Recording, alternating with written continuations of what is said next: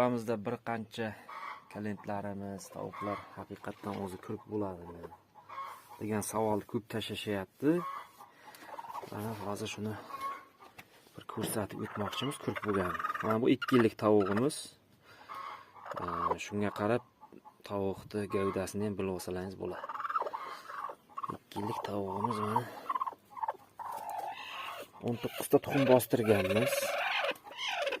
Bu yerda bitta yarimta sindirib qo'ymagan bo'lsa 19 ta tuxum bostirganmiz. Mana yorishni boshlabdi, nasib qilsa Xudo xolisa. Jo'jalar chiqadi bugun.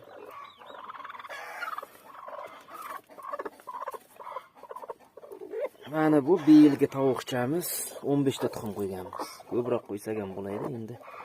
Hali yangi tajribasi.